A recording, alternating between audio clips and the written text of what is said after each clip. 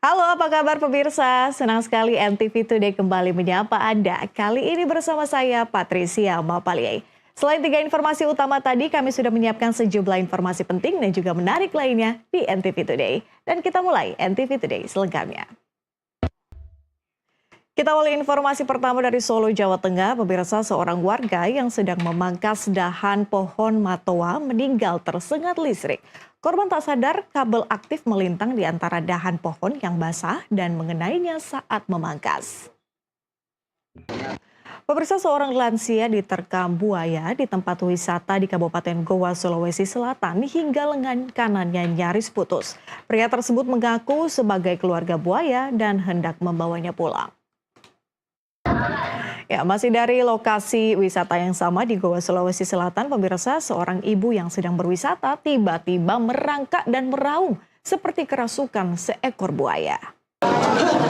Peristiwa kesurupan buaya juga terjadi di Kota Makassar, Sulawesi Selatan saat polisi menangkap terduga pelaku KDRT.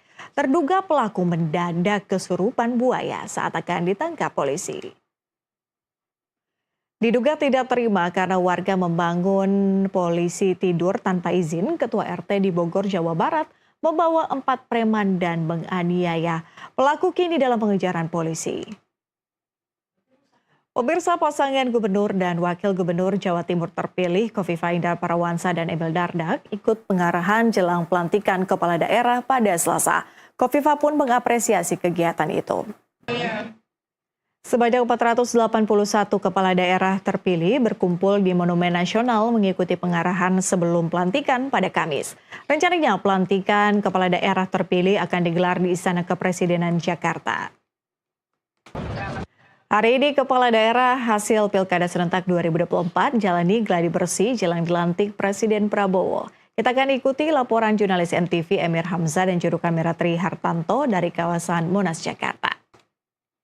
Pemirsa, selingkuh 2 pegawai imigrasi kelas 1 Pekanbaru dilabrak istri sah saat berduaan di dalam mobil. Penggerebekan oleh istri sah itu terjadi di lampu merah Tabek Gadang, Pekanbaru Riau. Pemirsa, sejumlah pedagang pasar Sukarame Medan, Sumatera Utara terlibat adu mulut dan saling dorong dengan Satpol PP. Mereka menolak penertiban hingga berujung kericuhan. Petugas dari Polda Sulawesi Selatan menindak seorang pengendara motor saat melakukan patroli pengamanan wilayah di Kota Makassar, Sulawesi Selatan. Polisi menyita 4 butir obat keras dan 1 unit sepeda motor tanpa kelengkapan surat-surat kendaraan yang menggunakan knalpotprong. Pemirsa, bulan puasa kurang lebih tinggal sepekan lagi. Nah, biasanya permintaan kebutuhan pokok akan meningkat, sehingga berdampak pada mulai naiknya harga kebutuhan pokok. Harga-harga mulai naik seperti cabai hijau dan juga wortel. Sementara itu, ratusan petani di Kabupaten Goa, Sulawesi Selatan terancam gagal panen akibat serangan hama wereng putih yang kian meluas. Hama itu menyerang batang padi menyebabkan tanaman menguning dan mati. Kedatangan Ronaldo ke Kupang NTT yang masih simpang siur membuat warganet Indonesia menanyakan langsung pada sang pemain. Netizen Indonesia pun menggeruduk laman komentar pada unggahan di Instagram Ronaldo. Rencana kedatangan bintang sepak bola dunia Cristiano Ronaldo ke Kupang, Nusa Tenggara Timur makin tidak jelas. Ketidakjelasan itu menyusul jadwal waktu kedatangan yang tidak pasti. Sementara itu, Yayasan Graha Kasih Indonesia selaku pihak yang mengundang Ronaldo tetap berharap Kapten Portugal itu datang. Kita ke informasi lain, pemirsa. Ribuan mahasiswa dari berbagai universitas dan organisasi di Kota Semarang menggelar aksi demonstrasi di depan gedung DPRD Jawa Tengah. Mereka membakar ban dan melemparkan kotoran sapi sebagai simbol protes keras terhadap pemerintah yang dianggap acuh terhadap aspirasi rakyat. Sementara itu, ratusan mahasiswa yang mengatasnamakan BEM Mahasiswa se-Sumatera Barat menggelar aksi demo menuntut 100 hari kinerja pemerintahan Prabowo Gibran.